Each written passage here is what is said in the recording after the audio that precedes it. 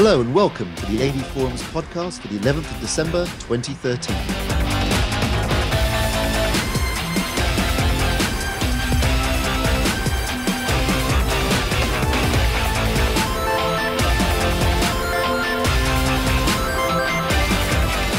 I'm Steve Withers, and joining me for this edition are games editor Mark Botwright. I'll give you a week's lunch money. News editor Mark Hodgkinson. Corn nuts. Movies editor Simon Crust. All right, got an issue of Stud Puppy. And audio reviewer Ed Selley. Grew up, Heather. Believe me, is so 87. Right, since I'm running things these days, it's a much tighter ship. We'll go straight to hardware news. Maxell Soundbar. I thought they made cassettes. What's this all about, Mark? Funny, Ed should mention 1987 because that was about the last time I considered buying a Maxell product. I think it was a tape cassette. So I'd not heard anything of them until we got a press release a few weeks ago. And the latest in a line of long line of manufacturers to be entering the lifestyle audio market. So they've got a couple of Bluetooth speakers. And this product, which, but it's a curious looking thing. It's massive. You could double up as a canoe almost, or you sleep your cat on it, or a small dog. Retro styled, or in a way, it's kind of a black ash look to it. But the size does allow for a load of connections. So you've got 3 HDMI in, one out, ARC, Bluetooth, stereo, 3.5 millimeter aux. Controller's a bit nasty, but the general display is quite nice, and it's pretty easy to use. Sounds okay. It's got a couple of down-firing woofers underneath, gives it a bit of impact. Good sound stage because it is so wide. You can sit an 80-kilo telly on top of it should you have one. Yeah, it was a pretty good product, and it's priced at $229, I think it was. So competitive, and compared to similar products that I've had in the house, which is to get the idea, it's you want to put your TV on top of it. That's the idea. It's the ultimate. It's a plinth, isn't it? A plinth, yeah. That's how they describe it. LG call theirs a sound plate. Panasonic, I can't remember what they call theirs, but it seems to be the latest thing that they're all coming out with. You know, not even having a separate sub, so it's a very neat and tidy solution. And this one was the best of the three I've heard, so it was pretty good. Didn't they claim that you can take up to 80 kilograms? 80, yeah, as I said, 80 kilos. So which actually is as much as the Toshiba I reviewed last week, the 84-inch. That's how much? Well, I think it's 77 kilos. Yeah, but I think the dimensions of the stand of that one would rule it out. So you've got to save or anyone with a 36-inch CRT. Yeah. Yeah. But then you wouldn't need this product, would you? Because your speakers would probably be all right. But yeah, it's a funny looking thing, a real oddity, but it sounds better than the competition, but by virtue of it being bigger, I think. Did you manage to discover what they've been up to for the last 20 odd years? Just making batteries and floppy disks and mini disks. Floppy disks. Mini disks, floppy disks. I don't know how long. That was part of what they've done. That explains the early 90s. What about the rest of it then? Batteries, I think, has been the main thing. CDRs as well. CDRs, yeah, that kind of storage medium. So they make sticky tape as well, don't they? Mark, the pictures in the review, did you take those yourself? Some of them. Yeah, because you've got a really, really small telly. On top of it. This one here. Yeah. It was just out of convenience. The alternative was lugging a 60-inch plasma in from the other room to take the photo. Maybe it's a very big TV, but it's such a massive... It's a long way away. That's an 84-inch It's 4K just a long way away. Okay. Yeah, it's just an awful long way away. No, it was a reasonably small telly, but it was just convenience. I couldn't lug a 60-inch plasma from room to room just for the sake of a photo. Sorry. Plus it wouldn't fit because it had the quad foot stand. So no, that wouldn't fit on it. It has to be a rectangular base. Okay, well that's Maxell's soundbar, and keeping with the audio theme for a bit, I've just reviewed the Marantz SR7008 receiver, which is their new flagship receiver, AV receiver, replacing the, no surprises here, SR7007 from last year. Basically, the differences are minimal. They've added 2 more channels of amplification, so now it's got 9 channels. They've added DTS Neo X and Odyssey Multi-Q XT32. I've got to say, and Ed can probably maybe chip in here too if he wants to, but generally I tend to find that Japanese receivers are quite sort of toppy on the power side of things and a bit less subtle than some of their European or American counterparts. This Marantz was surprisingly subtle for a Japanese receiver. A bit lacking in some respects in terms of power, although having said that, since I've just come off the back of the data sat, I think anything would seem a bit light compared to that setup.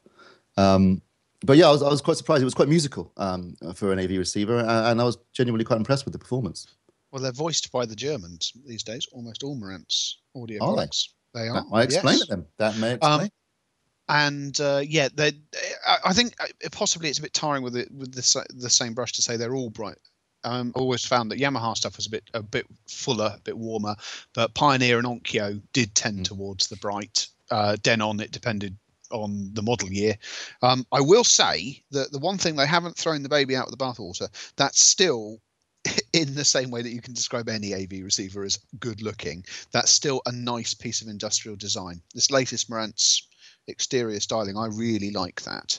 Yeah, you're right. It's obviously a clear throwback to the Marantz amplifiers of old because it's got a little round display window in the middle, which obviously otherwise these days they tend to all look a bit similar, black boxes with two knobs and a display in the middle and a flat drop down flap. This at least is a little bit different. It has the round display and then in the drop down flap there is another display in there. But you're right, Ed is actually quite attractive for a AV receiver. It's basically, it seems as though in terms of its feature set and general amplification, that kind of thing, it's now pretty much a twin of its stablemate, the Denon 4520. But as you say, I think in terms of its voicing, it was definitely different from the 4520, which I've also reviewed. So yeah, it was a surprisingly warm and subtle performance, which I have to say quite pleased me. Well done. Okay, that rounds up really for hardware news this week. We're back in a minute with games news.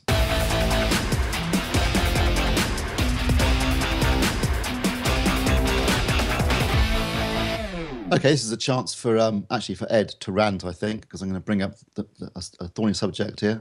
Gran Turismo 6 had sold significantly less than Gran Turismo 5. Ed, what's up with it?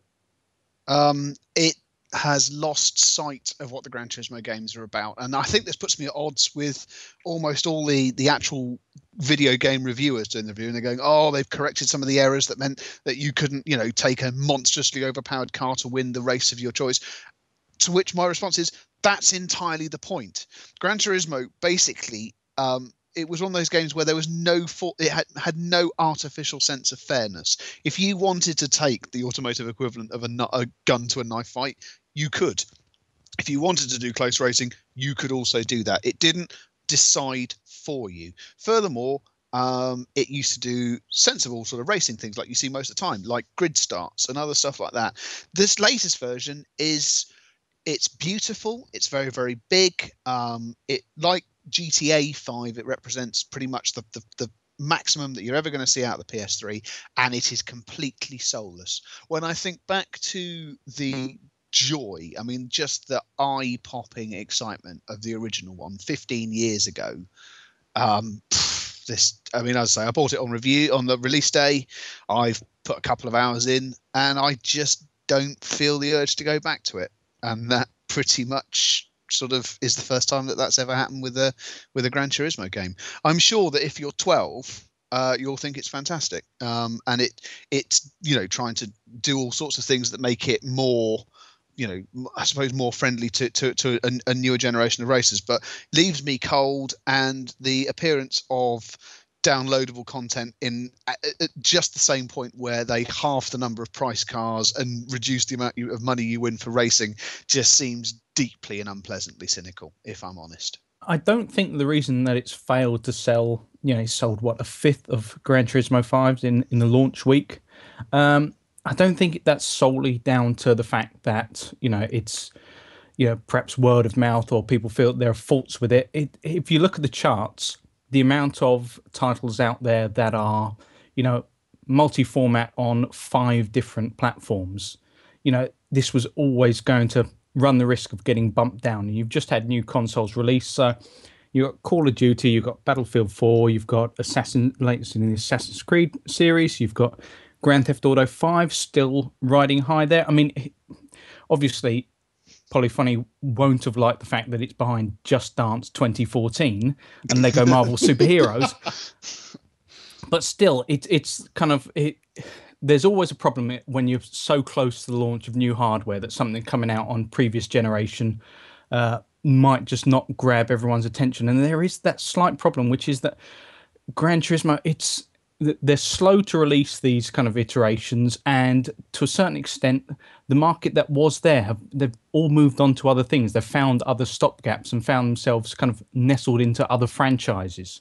And so it's hard to regain that momentum to get everyone as excited as they were. I mean, the original it was an event. It doesn't seem like that anymore. What's the story behind the microtransactions pricing then? Well, the story is that depending on who you believe, it's either grossly cynical and, tied to the fact that they know that that's perhaps the pricing model going forward to make real money.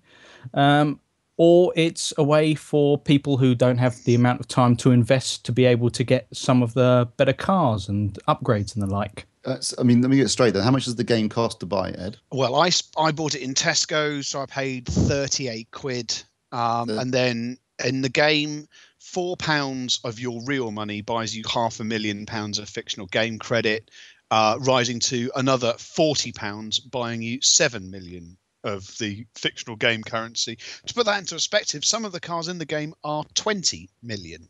So you would be looking notionally at blowing 120 quid or thereabouts to just outright buy some of the most expensive cars in the game. It's not actually, that's by the by, because more often than not they do turn up as prize cars. So that's not the same. That's not my issue with it. It's more that effectively all the way up to GT5, you won cars and you win a prize car, and it would seem very arbitrary. And you go, I don't quite know what I'm going to do with that. And later on, you'd level up and you would reveal that there was a race for either that specific sort of car or a category that car was eligible for. And it was possible to complete vast tracks of the game without necessarily having to buy many cars. And it was often quite a challenge to use the car they'd given you to do it. And this just knocks that on the head. It's interesting. I actually, having decried it, I found I had £4.80 in my PlayStation wallet, which I'd forgotten about from years ago. So it's like, well, bollocks, I just bought 500,000 credits because I had money I'd forgotten about. And then I felt dirty and didn't actually spend any of it. But that's by the by, that's just me being weird. And 500,000 doesn't actually go that far. It is breathtakingly cynical. Sorry, just is. Mark, a story that you've picked up on, which is spy agencies have targeted Xbox Live and World of Warcraft. What's this about? Yes, this is again from The Guardian, rolling on the story of Edward Snowden whistleblowing on the intelligence agencies. And this is a story that basically they were advised to start targeting Xbox Live and World of Warcraft to get access to things like chat logs and this bit, I don't know why, but it just tickled me somehow, to get agents deployed into World of Warcraft. I just imagine somewhere there's a George Smiley figure being told to create a level 1 paladin and work his way up from there. I just had a mental image of a bloke in big rimmed glasses being called up by some 14-year-old over on a live game. Can I just say, I want that job. Oh, it sounds great. I'm defending the free world by hooning around and calling people tits on a massively multiplayer online game. Hey. So basically, we've discovered that the reach of the NSA just infiltrates every aspect of our lives now. The problem is that it's kind of this weird blue sky thinking. It's back to the men who stare at goats. That obviously someone will have come up with this idea, and the more of these documents that leak, someone will have come up with an idea to put subliminal messages on chocolate hobnobs or something truly weird. And this is the kind of thing that always comes out. The question is whether in fact they've had access to Xbox Live discussions, which is what is alleged. So that's the kind of when it gets a bit more serious, but it just all sounds vaguely laughable. I mean, there must be better ways of, targeting terrorism and the like. I'm not sure there is a sleeper cell anywhere that's joining up on World of Warcraft. It all sounds a little bit Chris Morris. We hate Western capitalism, but we'll subscribe to World of Warcraft. Don't get me wrong. I'm not arguing that in itself it's vaguely ridiculous, but in terms of communicating via a medium where there's so much noise to is it actually workable? Could you do it? Oh, yeah, but I mean, the problem is that if you were trying to pick out keywords, even things like, keywords with regards to terrorism, say on Xbox Live, how would you filter that out? I mean, you jump into one game of, Call of Duty or something, and you will be abused from the start. It's like saying, I'll prosecute someone for death threats on Twitter. It's, at a given point, you just say, at what point are you, pissing into the wind here? But my point is that from the other perspective, from being a black hat, being a bad guy, that very noise there is an interesting. So they blend in. They're so extreme that it's the only community in which they look like moderates. But you've got, let's face it, if you had a group of people communicating via headsets in, I don't know, I don't wish to pick out a language which is seen as discriminatory, but let's say Pashtun or something similar to that, and you are in the midst of this game chatter. So you've got people shouting, as you so eloquently point out, calling each other all sorts of unpleasantness. Actually monitoring what everyone's saying is really difficult. It's the equivalent of having not a hushed conversation, a conversation in an incredibly busy space, and you've got to filter out all the ambient noise to hear what people are actually saying. I assume they just look for the players that keep blowing themselves up, don't they? Isn't that the main idea? I can't take I'm in trouble then. All right, let's get some quick next-gen news in. Apparently Tomb Raider's coming to Xbox One and PS4. Is that right, Mark? Yes, indeed. Tomb Raider Definitive Edition. It was a rumor. I think it was Amazon. I think it was Amazon Italy, was it? That kind of. It's usually the Italians that blab first. There's usually, yes, one side that accidentally puts up a listing. And yeah, it's been confirmed. PlayStation 4 and Xbox One will get a version of it January 31st with including AMD's Tress FX, which is the lovely kind of hair effect that was only previously seen on the PC. It touting Connect voice menu support, which doesn't sound that great. PS4 controller light changes. Again, these are kind of tenuous little changes, and I think it's something. Yeah, of course it's tacked on. It will include all the downloadable content, which is obviously decent for anyone who hasn't picked it up but has got themselves a next-gen console. January 31st, it's perfectly slap in the middle of when everyone who's got one for Christmas might have played everything from the launch games and is looking for something else, and things like Infamous Second Son and Titanfall aren't coming till a month or two later. So it's, they've picked a nice little hole in the release schedule and they'll pick up a few sales from that. Will they still have large bosoms on Lara Croft, or they keep making them smaller with each generation these days? No, they scaled them down. It was practically a feminist tract, the latest Tomb Raider. It was written by a woman, wasn't it, actually? Yeah. Now I think about it. No, it was. It was, it was very much... how's the jiggle algorithms? Are they still good, though? I don't think... Did Lara Croft ever have proper jiggle? No. I can't believe I'm being drawn into this conversation. Not in the Dead or Alive school of, No. impossible gravity. No. Have you played it, Mark? I played a little bit of it. It was one of those games where there was a lot else out around the same time. I was still ploughing through a kind of backlog of titles, so it never really kind of grabbed me. But it's definitely something that I'd look to pick up again if it's suitably priced. Okay, and then quickly, Telltale are making a Game of Thrones episodic title. Yes, Telltale, people behind The Walking Dead. Basically, everything you've said is about all we know. They're going to make an episodic Game of Thrones game. It's unsure exactly what the story arc will be. I think they've said that it is based on the TV series, but given that that's based on the books, it doesn't really mean much. But yeah, Telltale are great at kind of making these episodic titles and kind of stringing from one to the next and keeping people enthralled. And the level of writing in their games is top notch. So it does seem like a perfect marriage of developer and source material there. I'm amazed it's taken this long, actually. I'm amazed it's taken this long, given how popular the TV series has been. As long as there's just as much gratuitous male and female nudity in the game, I'm sure it'll do extremely well. And a fair bit of violence too, and some swearing. I think that's what it's the nudity that does it.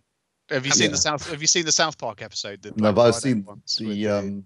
See, that's the only thing. Saturday Night Live did one as well, where they got the 14-year-old in the writers' room, basically going more boobies, more boobies. So you're going to say that's the only thing that doesn't kind of seem to fit with this story, which is the fact that Telltale are known for, very smart and for certainly for video game terms, mature writing. And Game of Thrones does have its more, what's a nice way to put this? Slightly base moments. Yeah, although it is very mature writing, there are some absolutely brilliant sequences in the TV series. Some of the best writing I've ever seen on television, in my opinion.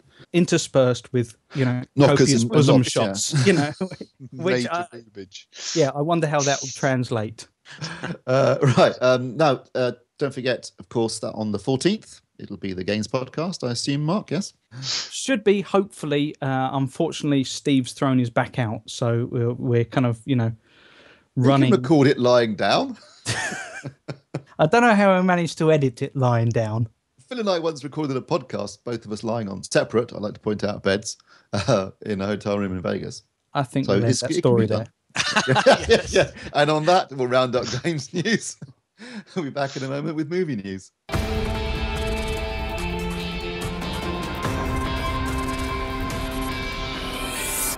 What's at the cinema, Steve? Well, this week it's Homefront, which stars Jason Statham and is written by Sylvester Stallone. I'm sorry, that's just brilliant. We're off to a flying start. Well, you already think that sounds pretty good. Stallone and Statham, can't go wrong, really. I know what to expect. I think. Well, Stallone's a pretty good writer. No, I don't disagree with that. It's just he does have quite a limited palette in the form of Jason Statham. I am a massive fan. I think Jason Statham's brilliant. He's not a great actor, granted, but he's charismatic and quite charming in his own way. And I'll happily watch him in anything. Of course. In this particular case, yeah. Well, he's the new villain. We'll come back to that in a minute, actually. Okay, so basically, Homefront's based upon a book, so it's actually an adaptation on the part of Sylvester Stallone. He didn't write it for Jason Statham. Obviously, they've been working together on Expendables over the last few years. And Statham's a good choice. But the basic premise is that he's an undercover cop. He has enough of being a cop, and his wife dies of cancer, and he moves with his daughter to somewhere out in the sticks, somewhere in the south, where there's lots of dueling banjos and that kind of stuff, for a quiet life to get away from it all. And he falls foul of one of the local bad families. And trouble ensues, basically. It turns out that James Franco, who's like the local drug dealer, who I can't really take seriously as a villain these days. Not after he's been in too many comedies now. You just don't think him as being any remotely villainous, and that Statham would beat him with his little finger. But they falls foul of them, and trouble ensues, and there's lots of very brutal but really well done fight scenes. Obviously, Statham has to man up and protect his daughter. You can pretty much guess what's going to happen. It's got a surprisingly interesting cast. It's got Winona Ryder in it, who I've got to say is looking bloody good for 41. It's got Kate Bosworth, who really plays a skanky meth head, crackhead whore really well, I have to say. James Franco, as I mentioned, and Jason Statham, and it's a fun movie. I really quite enjoyed it. Nothing new in it. You know exactly what's going to happen, where it's going. There isn't a single surprise anywhere in the plot. But I do enjoy watching the Stath beat the hell out of people, and he does a lot of it in this film. And the fight scenes are actually really well choreographed. They're actually quite brutal. I'm surprised it got a 15 certificate, because it is really violent. So if you fancy a mindless evening at the flicks, just for a bit of fun, Homefront would be my choice. I believe Kaz is doing the review right now, so that should be up soon. But, does he even pretend to do an American accent, or is it standard? He does his usual Statham American accent, which doesn't sound anything like an American accent. It's just bloody awful. I wish he just did do an English accent and not even bother, really. It sounds like a sort of ultra-violent Lloyd Grossman when he does that, doesn't he? With a shaved head and a giant chin. And a cooking sauce, yeah. Hits you with a jar of it if you're not careful. Peering through keyholes and all that, yeah. So that's Homefront at the cinema. Blu-ray's released this week. We've got finally One Direction. That's not this week. That's not this week. I've got to take issue with that. As a parent who's got children desperate for this film, it's not out to the 19th. It's out in the States, I think, this week. Oh, and is it 3D? It's in 3D. Yeah. It's not the 19th. It's not a week. Yeah, it's the 19th. Well, it says that on Amazon and everywhere else. So presumably right. Steve, your enthusiasm has got the better of you. Unless you're importing, you might be importing it for all we know. It wouldn't surprise me. Well, it's The Croods, which I actually saw last week. I quite enjoyed it. My wife said it was as funny as Drowning. That Really? her direct quote. She said it was unbelievably bad. But It's not that bad. It's all right. It's just a cartoon, for God's sake. Kick-Ass 2, which I'd probably avoid if I was you. With the Millers, funny in places, but frankly, no one's going to buy Jennifer Aniston as a stripper. Two Guns, which actually I did enjoy at the cinema. And Kaz's review's just gone up, actually went up this morning, I think. And The Conjuring, which is scary in places, but I wish they wouldn't try and claim it's based upon reality, because we all know that's cobblers. I suppose we should make a quick mention of also that Kaz's review of Mandela, Long Walk to Freedom, has also gone up on the site. He actually got to see this a month before it comes out. It doesn't come out until January. But obviously, unfortunately, the timing was not quite fortuitous, but obviously with Mandela's death, it's just a coincidence, I like to point out. But yeah, we can't try and take advantage of anything here. Yeah. Much. He said it's a solid biopic, but apparently Idris Elba is superb in it. And you've got to think, with Mandela actually dying, without give his chances of getting at least an Oscar nomination, if not a win, must get a serious boost off the back of that if it's a sympathy vote. Yeah, speaking of people passing, obviously we talked about Paul Walker last week. Terrible news, Ed. They've closed down Fast and the Furious 7. Indefinitely? They don't know. They're trying to work out what to do now. I suspect what they will do is they'll claim on the insurance and then start reshooting again. I think what they don't want to do is try and shoot around him or change the plot or fake it. The impression you're getting from things like the Hollywood Reporter is that they're going to claim on the insurance, which they're entitled to do under these circumstances, and then shoot it and leave his character out of it. So basically, because I think at the end of the sixth film, there was a kind of resolution to his character anyway, and he had his girlfriend and his baby, and so they don't need to bring him in. Obviously, they can't now, but they could drop the character without it being a major difference to the Fast and Furious 7, and just stick with The Rock and Vin. And Jason Statham, who's in it as the villain. So, I mean, they've got to make the film because it's going to be the best film of next year. No question about it. Shut. But they have shut down production. So it certainly won't be coming out in July of next year, which is obviously when Universal wanted to come out. It was their tentpole movie for the summer because it's made like 800 million. The sixth one made 800 million this year. So they were really banking on that one for next year. But unfortunately, circumstances are they're going to do the right thing, I think, and reshoot with a different script.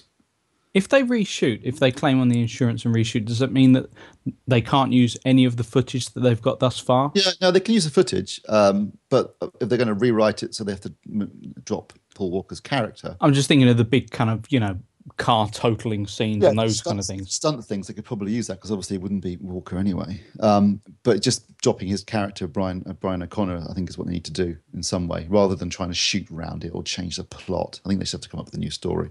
But however they'll use any of the footage they've already shot, don't know. Right, what else have we got going on? But BBC have launched, or will tomorrow. Oh, actually, by the time this goes up, it was yesterday. BBC have launched 5 more HD channels. Mark Hodgkinson, want to quickly talk about this? That's it. It's pretty much a quick story on all the major platforms. So that's Freeview, YouView, Freesat, Sky, and Virgin. 5 new HD channels to launch, except with Freeview, you're going to have to wait a bit longer because they are the 9th MUX, I believe, is not quite ready yet. But it's there on the EPG now for certainly for Virgin. And the channels are BBC 3 HD, which you can keep as far as I'm concerned, BBC 4 HD, which is great news, BBC News HD, CBBC, and CBeebies. 5 more channels, channel numbers to learn in the various EPGs. Good news. But I think something last week that struck me, actually, just following on from that, which is probably a bit more interesting maybe, was the one of the bigwigs of BBC North, who was speaking at the Digital TV World Summit, and he went on to say he was quizzed about 4K and UHD. Got to get some 4K in there. Sorry, Steve. And he came out and said, "Oh, well, actually, Sky are going to beat us to this," which we've said all along. There's always going to be Sky that we're going to innovate more than the Beeb on this one, and we're concentrating our efforts on improving broadcast 1080,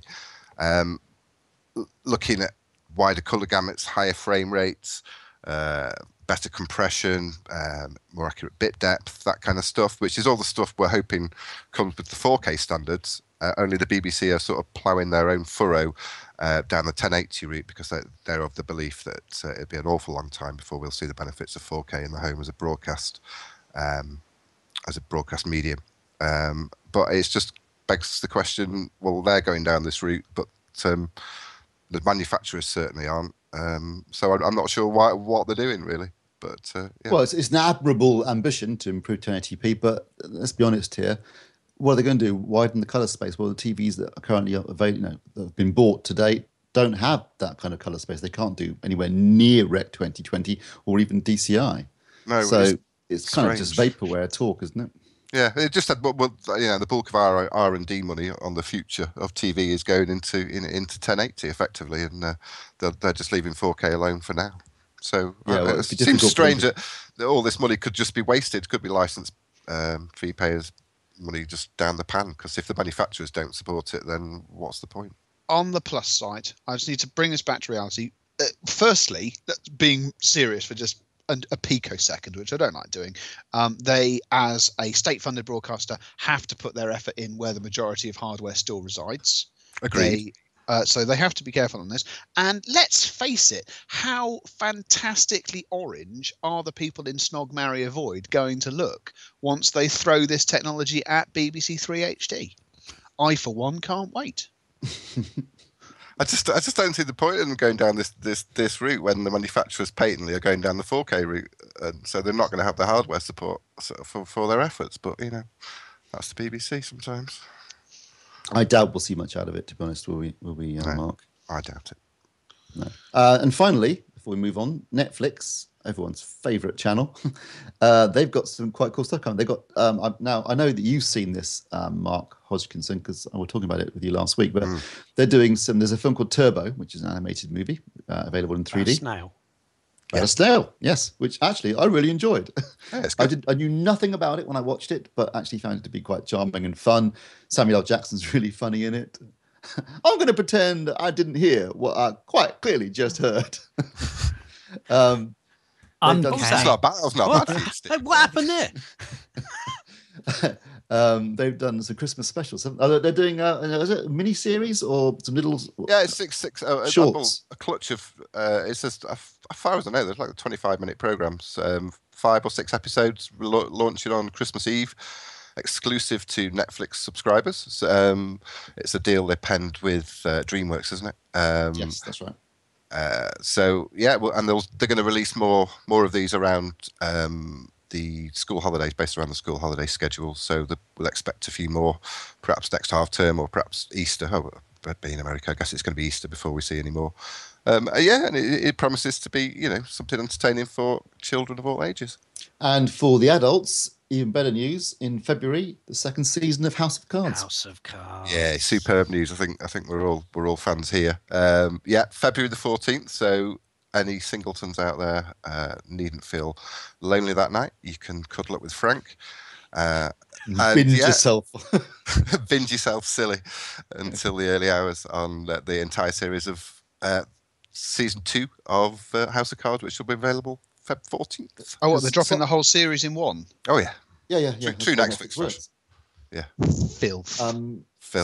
Simon, you've just done a top TV Blu-rays of the year, and I believe House of Cards is one of your choices. House of Cards was in there, absolutely. Fantastic series, and seriously good on Blue. So, unfortunately, I'll be waiting for season 2 to come out on Blue, because that's where it's best to watch it. Well, it doesn't look too bad on Netflix. Why don't you just watch it on Netflix? Watch it on Netflix and buy the Blu-ray. I can't wait a year. I'm not good at that kind of thing. No, I'm going to watch it in one weekend. I'll be done by February the 20th, that's for sure. Right, okay, well, that's it for movies for this week. We're back with our Christmas Ghosts of Technology Past.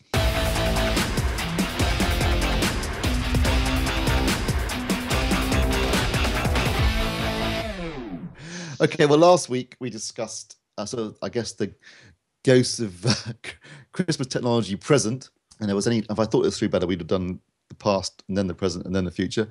But this time we're going to do technology from the past, things that we've got for Christmas that we really loved back in the past, but maybe might seem outdated now. Technology that I think changed the game in some respects, or just stuff that we just loved. So let's kick off with. I'm going to save Ed till last because I know there's something ridiculous lined up. Simon, you've been a bit quiet so far. What are your favourite tech from the past? Favourite tech from the past. Now, I'm of an age. You're ancient. I'm of an age, and there's been a number of things that have really inspired me. I mean, I can remember getting a video console. I cannot remember the name of it. It was small. It was white. There were no cartridges. There were wires everywhere, and it was like Pong, but it wasn't. It had a block moving around the TV screen, and you had what was supposed to be a gun, but it looked more like a sausage on a stick. And you had to touch the TV with this thing, and it made the little square pop. Now then, what's that? Oh, you actually touched the screen with it? You touched the screen with the... Yeah. It sounds like Wii Tennis. How old were you then? That's the early version of Wii Tennis. Exactly. You're making that up, Simon. No, see, if I am, my mind is completely gone, because I can clearly remember this white box. Loads of wires. I mean, meters and meters. Binatone, maybe? Oh, there's no way I can remember the name. White Someone box. play the elevator music while we Google it. Somebody out listening to this podcast will know exactly what I'm talking about. Yeah. But strange enough, it never turned me into similar geriatric age, you mean? It never turned me into a game. I was probably what put you off. Yeah. Surprised. Yeah. So I mean that's just a memory. Wait. So your only memory, your technological high point, no. That's the last 30 years has been touching a screen with a sausage and making a square go pop. There's that sounds like your video from CES. No, that's just something I dredged up from my memory. I mean, I thought you guys might remember it. It's just I've never heard such technical wizardry as that, touching the screen and making it pop. How old were you then? Oh, I was 36. I was really, really young. I was living in Worcester Park, so I would have been 6 or 7. Yeah, it was a hell of a time ago. I don't remember that. Well, I don't remember that. I didn't know you then, to be fair. Yeah, but I suppose what tech that I've really enjoyed getting, let's be far more modern actually, was my very first DVD player. Because that really was an eye-opener. That was in, blimey, 98, was it? It was really expensive then, 300 quid or something it was. And my then wife bought it for me because she had no idea what I wanted, and I was, gradually building up a very, very large VHS collection, which was gradually taking over more and more rooms. And she felt the way to reduce this was to reduce the footprint of the tapes by turning them into discs. And she went out and got me this. I can't remember the name. Was it a Grundig? Might have been a Grundig. Big silver thing. Yeah. Yeah. I think that was a quantum leap at the time, wasn't it? From VHS tape to DVD was just unbelievable. The difference in picture quality, obviously the ease, the fact that you just put the disc in and you could access the menu and go wherever you wanted. There was no need to rewind a tape. It was more durable. The image quality was vastly superior. The sound quality was vastly superior. The actual boxes obviously were significantly smaller, as your wife was thinking about. Storage space, but not picture quality. But for your benefit, I suppose it was picture quality. It was just. I remember when I got the first. I was a big Laserdisc fan, and I was very anti-DVD as it was being developed, and the news was coming through. And originally it was going to be a format war. Then they got together, Philips and Sony, and you thought, okay. I don't want this. I want Laserdisc. I'm DVD. This usurper can go screw itself. And then I saw my first DVD, anamorphic DVD, and I just thought, oh God, this is going to cost me a fortune. Although, actually, it didn't, because of course DVDs were significantly cheaper than bloody great big Laserdiscs, where you'd be dropping 100 quid on a box set and 30 or 40 quid on just one movie. But yeah, I was very anti-DVD until I actually saw it, and then I was a massive convert almost immediately. And I got mine in March 1997. I got the original Toshiba, I think it was the first DVD player actually launched. Got it from the States. You could only buy about 6 Warner Brothers titles that were only available in about 6 US cities, and I had a friend in New York, so I got them to buy those titles and then ship them over to me in the post. And there was a couple of Sony discs too. I think In the Line of Fire was one of them. But yeah, it was just a revelation in terms. I mean, going from VHS tape to Laserdisc was one thing, but this was just incredible. But okay, let's go back to Christmas presents. Mark Hodgkinson, what about you? The first one that came into my mind was, I don't know if anyone remembers, it was an MB Games thing. I was 7, so I was very excited about computer battleships at the time. Anyone remember that? Yes. The pinging sonar, building up the tension, programming in your ships, and then you launch your missile with full sound effects. And if you hit, there was a spectacular explosion via a light show on the console. That was quite exciting, and that led into the next year. It was probably my biggest excitement at Christmas, being age 8, was the Atari VCS 2600 console, styled from wood effect plastic, cartridge loading. And I can remember my dad was chasing around on Christmas Eve to get me one of these, and he eventually ended up getting one some retail outpost in Derbyshire, which was quite away from me, and he got it home on Christmas Eve, and I could wait no longer, so the whole family engaged in a bit of Combat, which was the tank fighting game. I had Superman with it, and I had Breakout, and I was never ever been so happy in all my life. Wow. Yeah, I never had that. I had loads of mates who had it, but I never actually owned it myself. You didn't have Space Invaders. Yeah, I got Space Invaders later. Yeah. I don't think Space Invaders was out when I got the console. I seem to remember it came out a few weeks later. So yeah, that was the next delight. Yeah, I would spend many an hour sat in front of Space Invaders, getting to about level 50 before it got too much. I think the game that was a game, excuse the pun, but a game changer in terms of technology was Simon Says. Because I'm pretty sure that's one of the first games that used... That was MB Games as well, wasn't it? Electronics in it, like a microchip. It was the beginning of the technology, sort of the microchip age, when games went from big board games, obviously, to something that was more electronic. I guess, what was that? That would have been in the early 70s? Yeah, that was mid-70s, yeah, 75, 76, around there. Yeah, I think that was my mind. Sorry, there was a great little what was it? I think it was called The Professor. Does anyone remember that? Yeah, I do. Which it had like a Simon Says type game on it. I had it. It had I had one of those. Yeah, like 9 little 3 rows of 3, and you could do noughts and crosses and a Simon Says game and all those kind of things. That was great. Yeah, it was an evolution of Simon, wasn't it? But yeah, that was. I remember getting a portable game. I mean, it would have been like, I guess, an early version of a Game Boy. It was it had a little screen, a little joystick. Was it a Nintendo? No, it wasn't Nintendo. It was just like a Space Invaders kind of style game. It wasn't actually Space Invaders, but it was a version of that.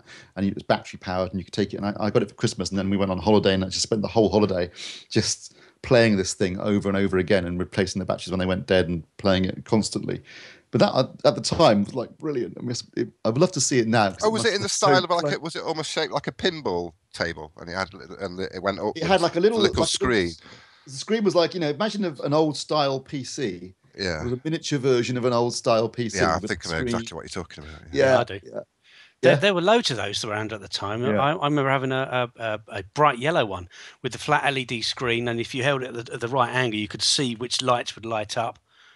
Power batteries. That's it. Yeah, that's it. Yeah. So you knew. But they were the dog's bollocks, man. They were the thing to have. Yeah. They were really, really cool.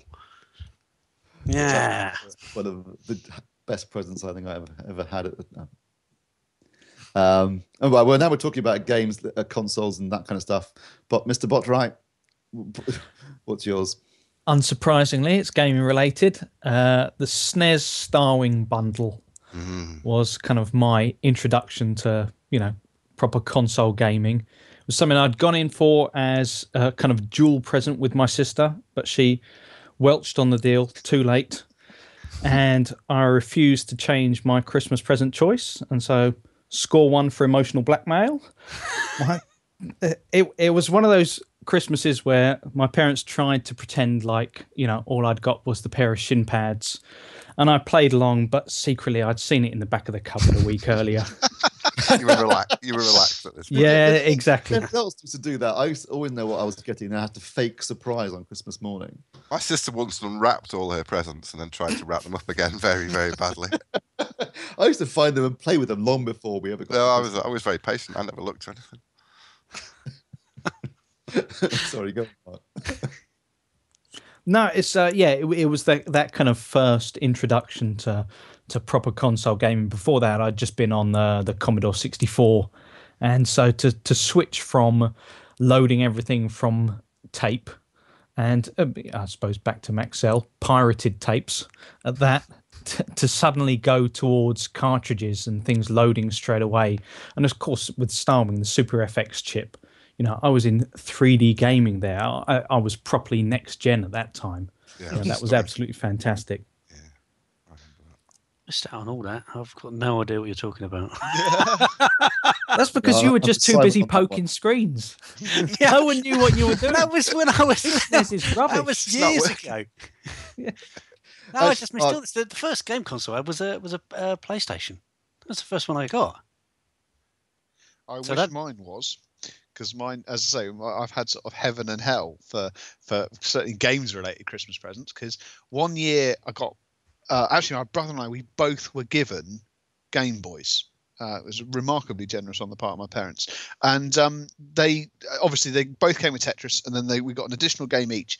I can't remember which one my brother got because it was rubbish, but I got Motocross Maniacs, which was indisputably the finest Game Boy game of the lot. There was nothing that got close to that in terms of just sheer genius. And then the very next year, I got an Atari Jaguar.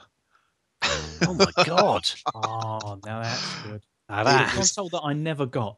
Utter, literally, if disappointment has a physical manifestation, it is what was the problem with it? Was it a lack of games? Other than the fact it had 4 games. Yeah, it was the lack of games, wasn't it? $1 million not the hardware. pop. It was like Neo Geo, and then it was appallingly difficult to program to write games for. So nobody bothered. And the controller, you could beat someone to death with it. I mean, anyone that thought the original Xbox One controller was a bit large, clearly never used an Atari Jaguar. It basically had an entire sort of spare, felt like a storage heater at the back of it. It was ridiculous. They just chucked on loads of different buttons, didn't they? Yeah, most of them never did anything. And there was a Formula One racing game, which was Chud. There was Aliens versus Predator, which managed to suck all of the joy out of the entire franchise, which was quite an achievement. And then 2 others, which I don't remember. It was not the most inspired thing that my brother and I ever asked for. It was just limitlessly disappointing. You know that you've not picked your Christmas present well when it's already languishing doing nothing by Boxing Day. Yeah, that's not a good sign. It's disappointing. No. But I mean, go on. Just say, obviously, we were having in the preparation for this earlier on. The single most joyous in any way electrical thing I received was the Christmas of Skeletrix, and I think that was 90 or 91, and as well as the track my parents splashed out on the light up start gantry thing and the smoking grid start thing with the smoke that made you hallucinate if you got too near the oil that made it. That was, possibly because I was tripping my tits off, that was possibly the most magical Christmas present I've ever got. Yeah, I'll go along with that. Skeletrix. Not only then, I think that's still the case now. In fact, I'm thinking I might buy some on Amazon when we finish this podcast. I was looking at the Skeletrix just today. Skeletrix is still brilliant. They've got some in, I won't say the shop, but it was a Star Wars based Skeletrix. And I was really? genuinely tempted. Yeah, I was genuinely that sounds tempted. Good. I might have to investigate that after this podcast. Because that's one of the great things about being an adult, right? When you're an adult, you can buy whatever the hell you like for Christmas. You can buy whenever you like. I have to say, now I've got now I actually am the proud owner of a son. I am actually quite looking forward to experiencing all of this through the eyes of a child rather than an adult, where it never quite meets the promise of how it did when you'd eaten literally 8,000 calories of chocolate for Christmas already. You were so excited you almost threw up whatever you opened. So yeah, I mean, you're never going to get quite the same experience. Whereas this is, I'm really looking forward to years. What you really mean, Ed, is you're going to buy presents for yourself under the guise of buying them for your son.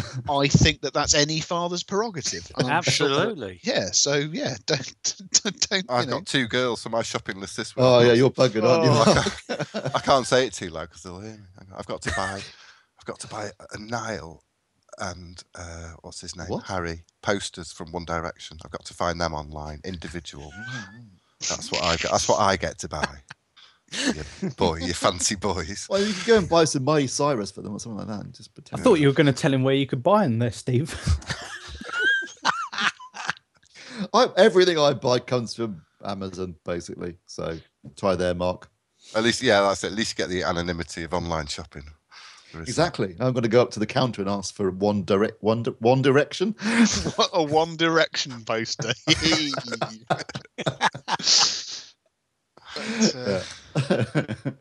But I'm upset that I've got to wait. I'm upset I've got to wait another 5 days for my 3D Blu-ray. So I thought it was next week. Beginning of next week. I do hope you're doing the review for this, Steve, because I think you dodged this at the cinema, and I don't think that was fair. I think you should experience this film in all of its magic. Yes, okay. So I've got that and Theodore Rex to cover now. Yeah, except you've made no effort to secure Theodore Rex, whereas we know that the One Direction movie is going to be on worldwide release. It's going to be roughly as difficult to buy as as a week's groceries from Tesco. So there is no excuse. And I want. And apparently, it's not bad. I've heard. I'll let you know after Christmas. Yeah, you're gonna have to watch. I've got no bloody choice, am I? Mark, you're gonna start using it for when you're reviewing 3D TV. Reference 3D. You'll have to. I don't know. We'll find out. Maybe it's reference 3D. All right. Or So one we've done day. the present One day? and the past. So I guess next week we'll do Christmas tech of the future, so we can just make stuff up. What you Like mean? we don't Which I'm already. pretty sure you were doing, Simon. Just making things up. No, there's such things as a DVD. No, touching a TV screen with a sausage on a stick to make a square go Your pop. JVC That's Betamax. bullshit. I'm sorry, but this sounds like a was repressed talk. memory. Were you the square, Simon?